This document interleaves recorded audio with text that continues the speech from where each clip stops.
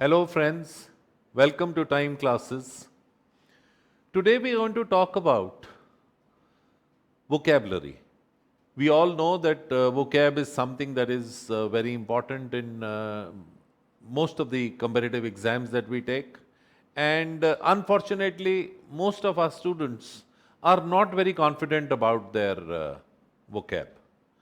Now, what is the reason? Why are we not confident about our vocab? The obvious answer is that we don't do much reading. And in our growing years in school, we did not concentrate much on our vocabulary. And therefore, when we come to a stage where we have to write a competitive examination, we feel that we are not up to the mark when it comes to vocabulary. Now, how do we generally improve our vocabulary? I'm sure all of you know the answer to this also. The only way to improve your vocabulary can be by reading. And if we don't read, then we cannot probably do improvement in our vocab. Now, do we really read? Was this a requirement in school also when we were asked to write some examinations? Was it necessary that we read during those examinations also?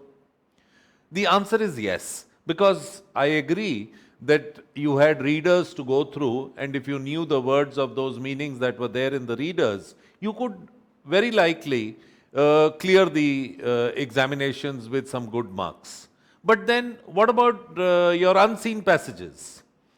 Could there be some challenges of vocabulary in the unseen passages, and could there be some words which were not there in your readers?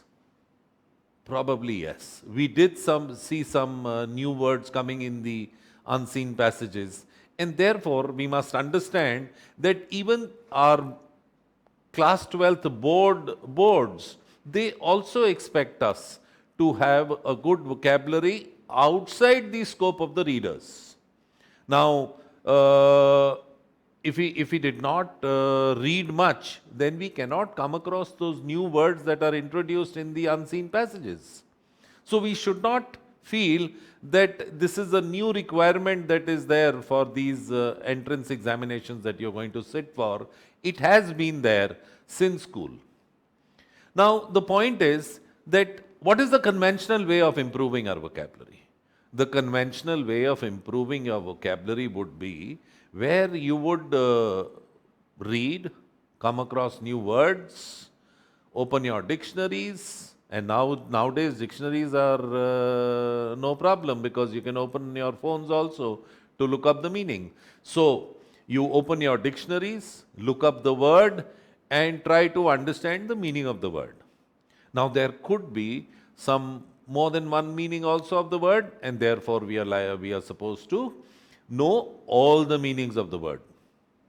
Now, what do we do after that? We probably think of some synonyms and antonyms to make out of those words so that we can probably remember that word for a longer period.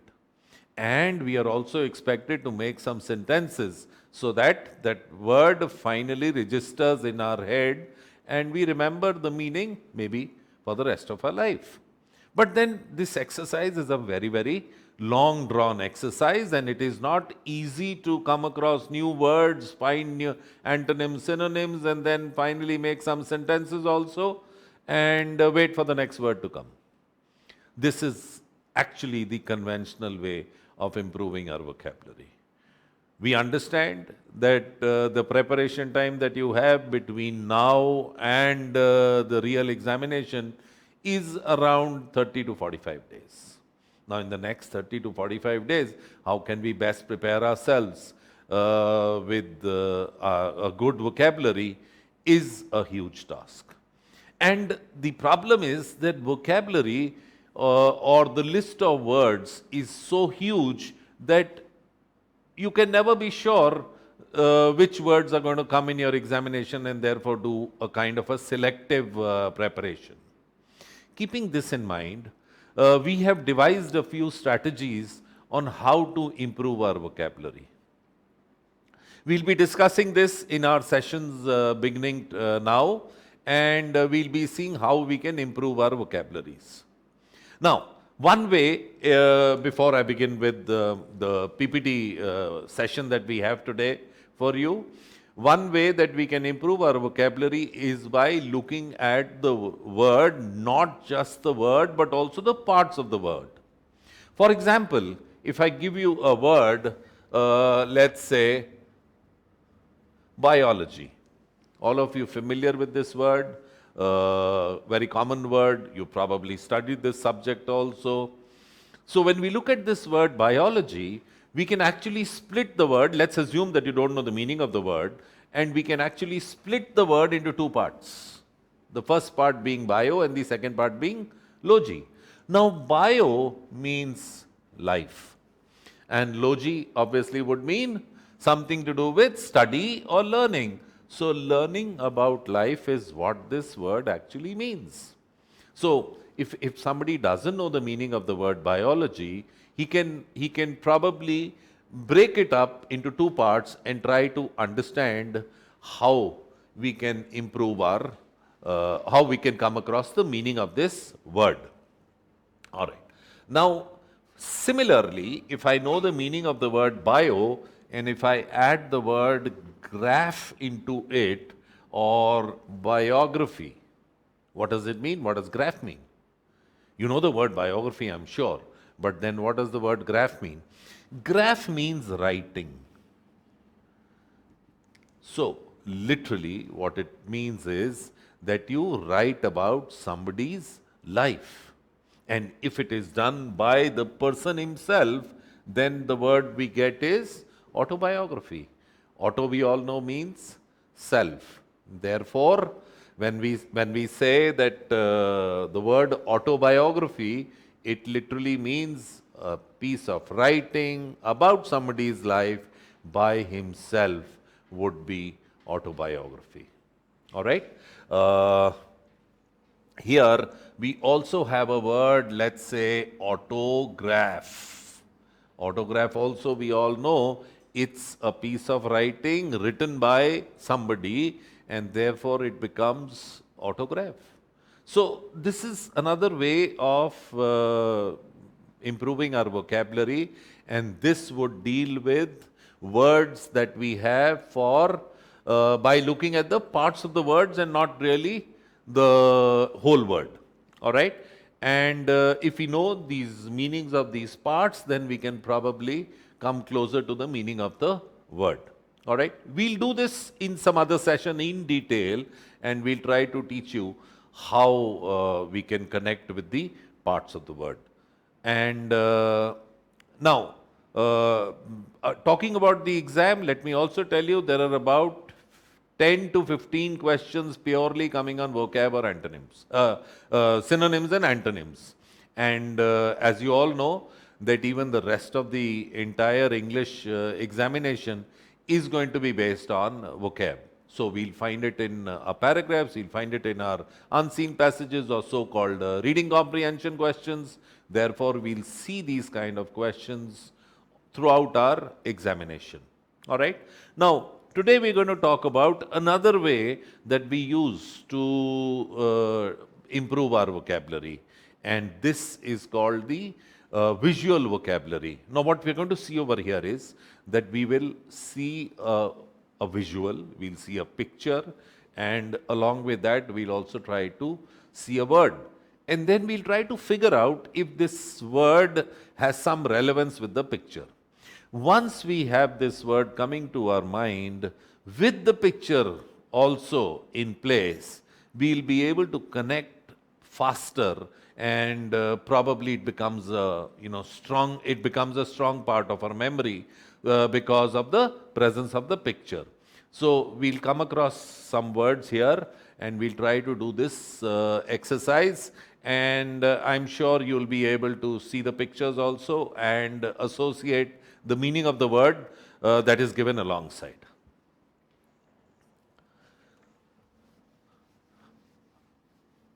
So let's start with our first word that we have here, and we'll try to figure out the meaning of this word. Now here we have this word called burgeon. We see an office space where we've got a window, and through the window we can see some buildings, and also see some buildings there, and a person is remarking, it is unbelievable how the city has burgeoned. A decade ago, there were only a few houses here. So I'm sure you can understand the meaning of the word burgeon, which from the statement itself tells us that he's talking about a place where there were just a few houses 10 years ago, and now the city has burgeoned. That means we are talking about something to do with grown rapidly. And therefore, the word burgeon would mean something that grows and grows very fast. And therefore, let's see what the meaning is given over here. And it says, burgeon is a verb. It tells you the part of speech that it belongs to, and it also tells us to grow and flourish. Gives you an example, the burgeoning administration, the burgeoning population, the burgeoning popularity of BJP or any other, society we can talk about. So, and another explanation is to produce buds, branches, or germinate. For example, the potatoes burgeoned forth. So, we get the meaning of this. And we also have another word here that is mnemonic. Now, do you all understand the meaning of the word mnemonic? Because mnemonic has MNE before it. And MNE, does it bring a word to your mind? For example, the word amnesia. We've got MNE here, and I'm sure you know the meaning of the word amnesia. It means sleeplessness or lack of sleep. So, or amnesia would relate to memory. Sorry, it'll relate to memory. So, amnesia would be a loss of memory. Therefore, we understand that MNE relates to memory. So, A before it. What does A indicate before a word? For example, we have the word symmetrical and asymmetrical. So, what does asymmetrical mean? Something that does not have symmetry. Similarly, we have a word theist. And before this, if we put an A, it becomes atheist. And atheist stands for non-believer. Therefore, a theist is a believer. So, a person who does not believe in God is called an atheist. Hence, what we understand is that A in the beginning, in many words, will tell us that this is telling us not, or giving us a sense of not or without. So, when we look at the word amnesia, because MNE relates to memory, therefore this would mean no memory or lack of memory. Therefore, this word relates to memory. All right. Now we've got the word mnemonic. So, what does mnemonic mean? Anything that helps in building your memory is called a mnemonic. So, the word mnemonic is to be understood as a hint or a suggestion for you that could help you remember the meaning of the word. All right. And what does it tell us as a mnemonic? It's something that you could probably associate with the word burgeon, has the sense of a burger. I'm sure burgeon will remind you of a burger. And what happens if you eat a lot of burgers? You probably become fat and gain weight. And therefore, the word burgeon, you should be reminded of the word burger, and having a lot of burgers will make you fat, and therefore you grow. So you get that meaning. And of course, if you look at the word burgeon in the sense of growing, or if you look at the Hindi part of it, it is actually bado or jio. So literally the word means that when you grow or flourish, then you are actually burgeoning. So this word can be associated with a burger or bado or jio. Uh, Next, we have the word candor. Now, candor, if you remember this scene, which has been taken from one of the popular movies that we've had in the past, Three Idiots. Now, what does this remind you of? Probably the interview time that he went through. And what kind of an interview was it? Completely honest. He did not hide anything from the interviewer and told him all about his weaknesses. And this is what the word candor also means. When you're very honest and upfront, then you're being candid. We also have a word candid, which means frank, upfront, honest, and the quality that you have is, when you be candid, then the quality that you have is of candor. So candor is being honest. And if you look at the mnemonic over here, it says candor is a noun. It's an abstract noun because it's a quality, and therefore it tells us that it is an ability to make judgments free from any kind of discrimination or dishonesty. All right? And therefore, the second explanation is also very clear, the quality of being honest and straightforward in attitude as well as speech. All right? And now we look at the mnemonic as well. Mnemonic is talking about candor as something where you have a can-do kind of an attitude. Remember the character in this picture, he had that can-do attitude. He clearly said in the interview that I am ready to change myself completely, and therefore he showed that can-do attitude, and it was done with complete candor, complete honesty. All right. So having a can-do attitude will remind you of the word candor. Now, next word is senile. What do we see here within the picture? There's an old man looking at himself in the mirror, and probably he is not able to recognize the man himself. And he says, I remember the face, but I've forgotten your name. So, what do you think this word could actually mean? Now, just to inform you that SEN relates to old or old age. For example, the simple word that we have is senior, even senior as SEN, which really refers to old. Because this word sen relates to old age.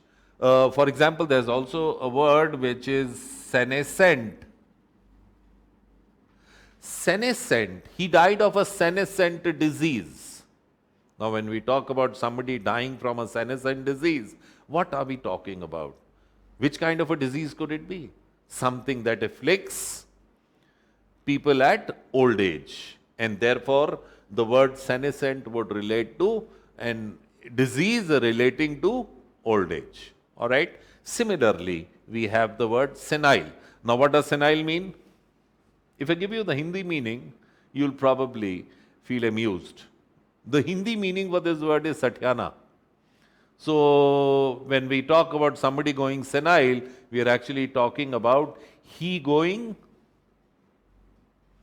weak in the mind, weak in the brain. And that's how we deal with this word senile. Somebody's gone senile means he's become weak in the mind. His ability to think has become very weak. And that is how we use the word senile. All right. Let's see the mnemonic also. It says, first it explains, which says mentally or physically infirm with age. His mother was senile and frail. Frail is another word that we come across. What does the word frail mean? Weak. So his mother was senile and frail, and we also have the word infirm. Infirm with age. Infirm relates to becoming weak. Firm, we all know. Infirm is giving that opposite to it, like competent and incompetent. Therefore, infirm means somebody who's gone weak. He's not firm enough, strong enough. And now we also look at the mnemonic. Now, what does the mnemonic say? Mnemonic says senile has got something to do with the Nile. Nile, we all know, is the longest river that we have. Therefore, senile, if I ask somebody to go see the Nile, you can imagine how long it will take for him to see the entire length of the Nile, and therefore he'll probably become very old by the time he sees the entire length of Nile. So senile can be remembered as see the Nile. Next, we'll take, oh, there's somebody lying there. And does it look to be a coronavirus patient? Anyway, we see a patient lying on the bed. He looks to be very weak and thin, suffering from some kind of illness. And we also have a priest who's probably giving some holy water to the patient. And the word that we come across is called cadaverous. Now, what does the word cadaverous mean? Before I move into the word cadaverous, I'd like to ask you, what is a dead body called? A dead body is called a corpse. Now, corpse is a dead body of a human being. What is a dead body of an animal? A dead body of an animal is called a carcass. All right? So, this definitely, the word relates to dead body, but not completely. So, what are we looking at? We are looking at a word cadaverous. Now, if I give you the word cadaver, the word cadaver means a dead body. It could be of an animal or a human being, but a dead body that is used in medical hospitals or to teach students of medicine, and when they use a dead body to demonstrate or to show something or to conduct a test on, that body is called a cadaver. All right. So we've got these three words which all relate to dead body, but they have different meanings. Now, these different meanings should be understood. We cannot relate to a dead body of an animal to be a corpse. So this is important, that while you improve on your vocabulary, you should also be able to look at some associated words. All right. Now, coming back to the word cadaver, cadaver, as you know, as I told you, is a body that is used for medical in the medical field and used for teaching students of medicine. Now, the word cadaverous. Now, cadaverous doesn't essentially mean a dead body. Cadaverous means a person or a body that resembles a dead body. In other words, a person who's gone weak. We learned the word frail. A person who's become infirm because of lack of food or has been ill for a long time. Somebody ill for, a month. Somebody not had food for 10 days. That kind of a person would be called cadaverous. All right. And we also have another word for cadaverous, and that is emaciated. Emaciated and cadaverous, both similar. All right. Somebody looking emaciated means looking very pale, thin, weak because of illness or lack of food. All right. So these two words are related to being same. And we look what the mnemonic says. The mnemonic talks about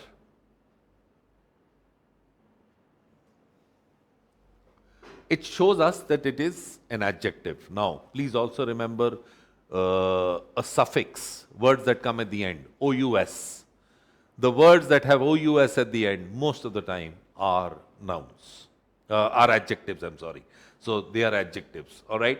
So, he talks about the definition as very thin because of a disease, hunger or cold.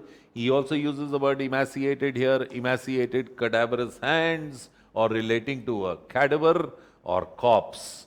And the mnemonic says the word can be broken into kala and ras. I'm sure Many of you may have been asked by your grandmothers to drink some, bitter drink in your childhood, all right, or even nowadays, grandmothers are very concerned about the health, and therefore they like to offer some bitter, juices to their grandchildren so that their blood gets purified. They don't have pimples on the face, which I'm sure many people may be fighting with.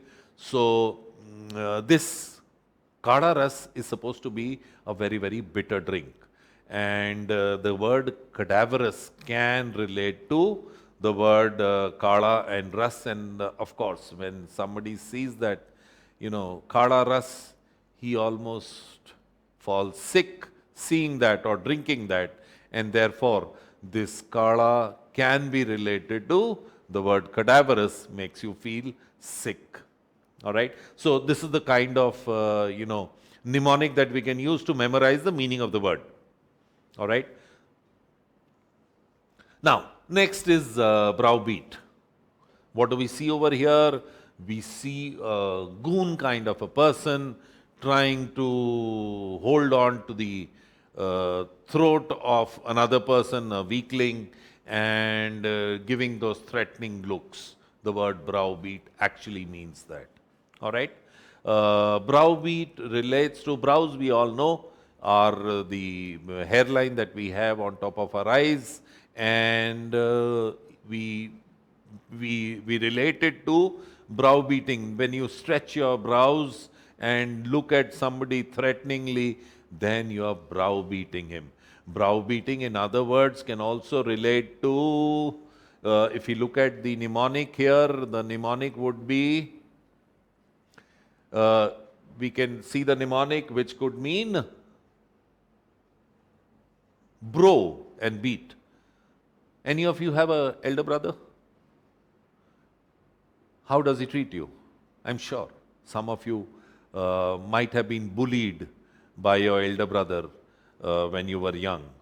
And sometimes it is just the opposite. You bully your elder brothers. So it could be either way, but then the meaning of the word browbeat, which has the big bro sense in it, means to be bossy towards or discourage or frighten somebody with threats or in a domineering manner. Now, maybe a new word for you, domineering manner. Domineering, when you're domineering, that means you're trying to dominate over others, and to be bossy over others, to bully somebody is browbeat. And definitely, we should think of the big bro when we are looking at this word, browbeat. All right. Another word here, intimidated. Now, how do we look at the word intimidated? We should know that tim relates to fear. For example, the word timid. Somebody who is scared or full of fear is timid. So the word timid is there in this word also, intimidated. And we should remember from here that if we have an ate at the end, intimidate. So intimidate, ate at the end, it means that it is most likely a verb. Words like meditate, hesitate, relate, they are all verbs. So ate at the end also tells me that I'm dealing with a verb. All right. So intimidate means to threaten somebody, to scare somebody, to instill fear in somebody is intimidate. All right. So the word browbeat is when we are trying to instill fear in somebody. All right. So we'll now move on to the next word, and the next word is callous. Now we see some feet here, and we see some kind of growth. I'm sure some of you may have seen this in elders, or sometimes it's people who do a lot of physical labor. They develop this kind of a round patch on their feet. All right. Now this round patch, which is actually dead skin, this round patch is called a corn. All right. A lot of people who do physical labor, or even sometimes when the shoes are very tight, your footwear is very tight, then we develop some kind of blisters. All right. Now, those blisters can become a corn later on when the skin over there becomes hard, and it's quite painful. So, we call this corn. Now, how is it different from callus? Callus is not a round kind of a patch, it's a longish patch. All right. So, it's a patch which develops under our feet, and it's big in size, and can be very painful. So that is called a callus. Now callus very clearly has the words call and us. And if you look at the mnemonics of this word, what could it mean? Clearly, callus means any hardened part, all right, hardened skin, or an area of skin that is thick or hard from continual pressure. Now, another word here, continual. How will you understand the meaning of this word, continual? I'm sure you all know the meaning of the word continuous, but is continual same as continuous? For example, I may say, it rained continuously for 3 hours. Can I also say it rained continually for 3 hours? Can this word replace this word?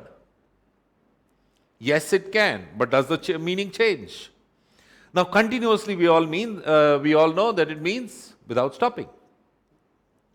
Continually means something that happened at regular intervals. So when we say it rained continually for 3 hours, it means that it rained, then stopped, then again rained, then again stopped. So this happened at regular intervals, and this is called continually. We have another word for this, and that is intermittent. Something that happens at regular intervals is called intermittent. So continually relates to at regular intervals with some pause in between. That is the meaning of the word continually.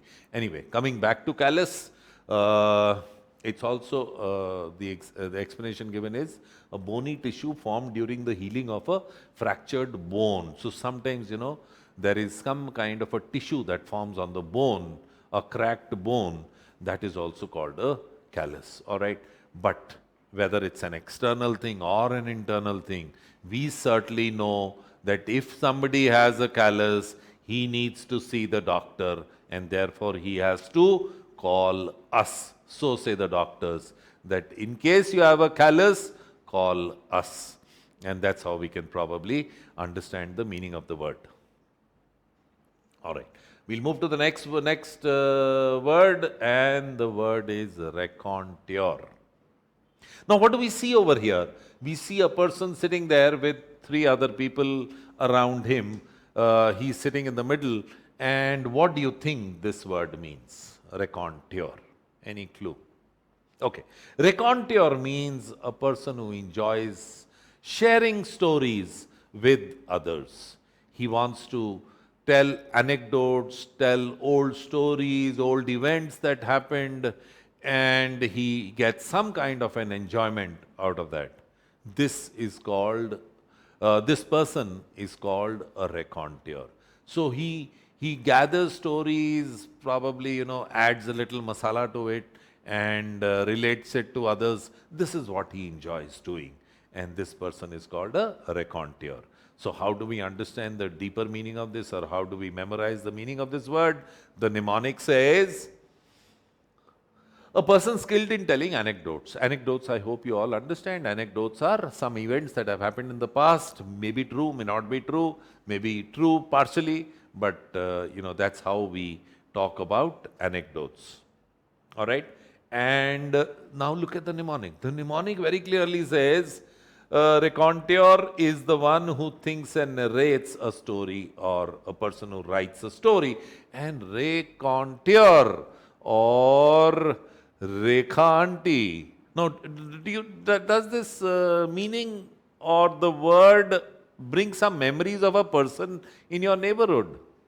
Somebody who gives you all the information of what is happening in the neighborhood, that kind of a person is also a raconteur. All right? And we've created a fictitious person over here called Rekha. So if Rekha auntie is giving you all the information about the neighborhood, then she's definitely a raconteur. All right? And what happens when she does too much of this? Probably you need to shed a tear also at the way she goes on and on and on. It probably moves you to tears. So that's how we can probably understand the word raconteur, thinking of Rekha auntie. All right. Now the next one, please. Now here's a person who's lying on his back, and it seems that he's had a little too much. And the word that we are dealing with is obnoxious. Now, before I tell you the meaning of the word obnoxious or relate with this, I like to give you one or two other, words that you should know. For example, we have words that have NIC in it, NOC in it, NOX in it, and also NEC in it. All four of them would relate to something which would mean harm. Something harmful is NOC, NEC, NIC, NOX. Now, very simple word, nicotine. Nicotine is certainly harmful, so says our English language also. All right? And if I give you a word, innocuous. Now, here is a word which is innocuous. Could you guess the meaning of this word? Is it harm or just the opposite of harm? Because I've got an in before NOC, so should this word not mean harmless instead of harmful?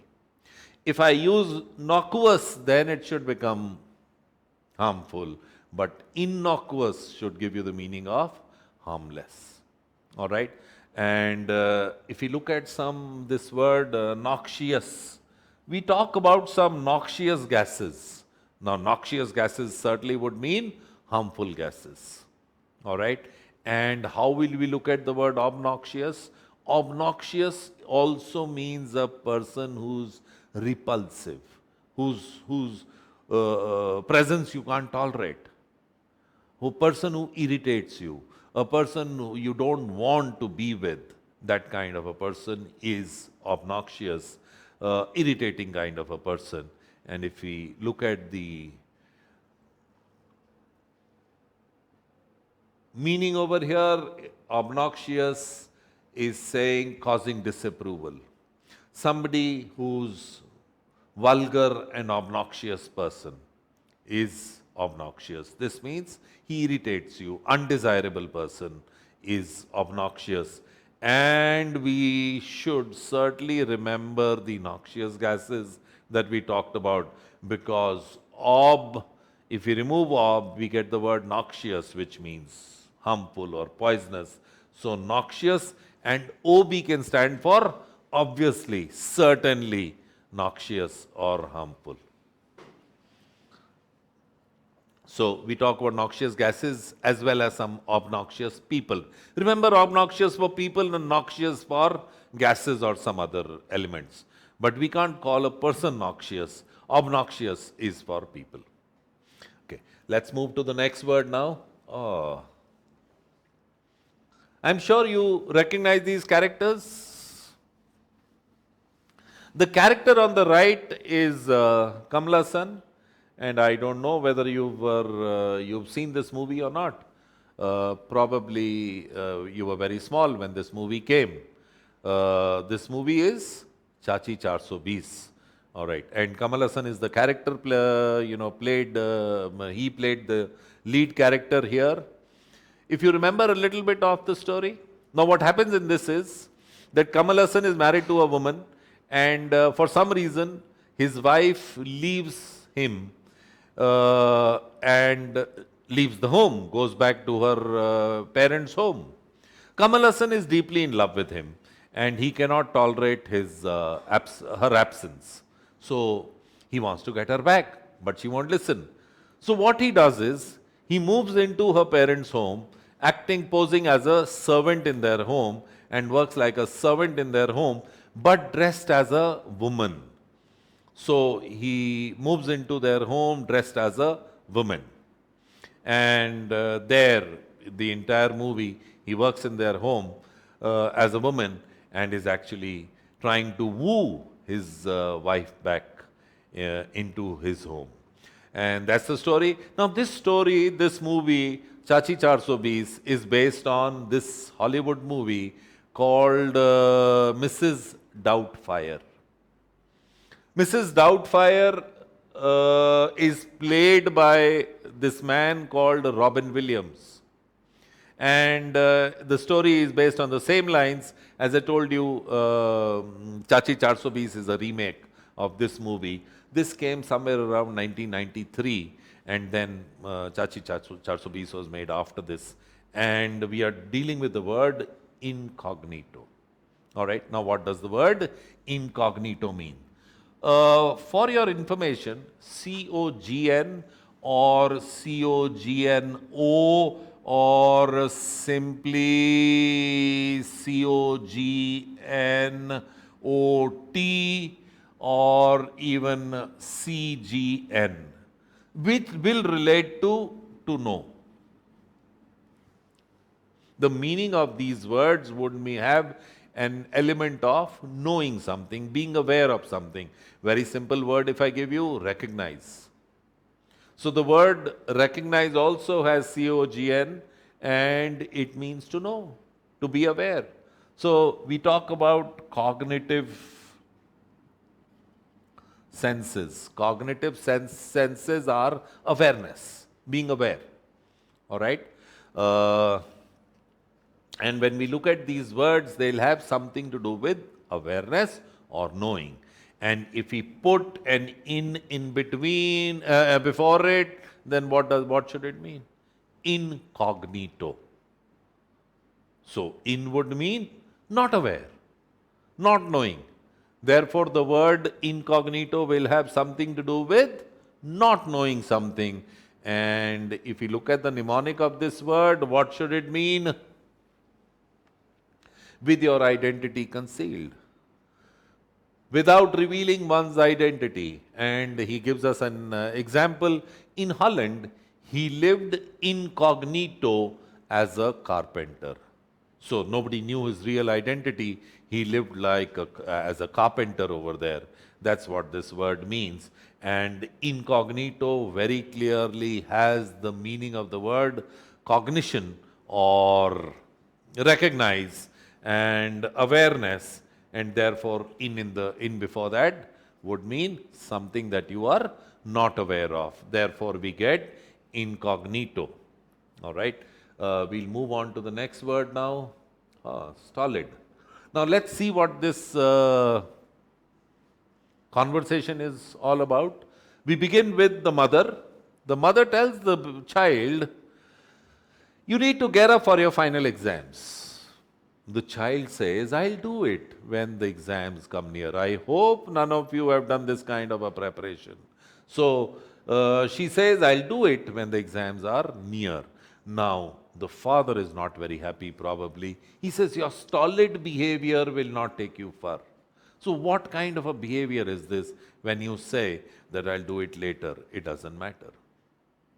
Stolid means when you don't show a lot of emotions or a lot of feelings, or you don't really care for the feelings, then you are being stolid. So lack of feelings, hiding your emotions is called stolid. Now if you look at the mnemonic of this word, it means that we've got the word stolid to mean something to do with solid. Absolutely solid, not listening to anything. So what are you doing? You're actually being solid towards or against tears.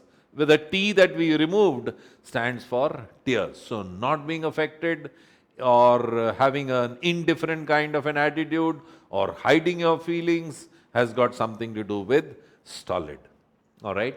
And if we look at the meaning, explanation, having or revealing little emotion. Now there's one interesting thing coming here. Little is being talked about with little emotion, and let's learn a little, one more rule of the word little. Uh, I make two sentences here. I have little money and I have a little money. Two sentences. Which sentence is correct? I have little money or I have a little money. Which one is correct? Now, you need to learn a rule over here. When I say I have little money left with me, the word little is coming without the letter A. All right? So there's no article before it.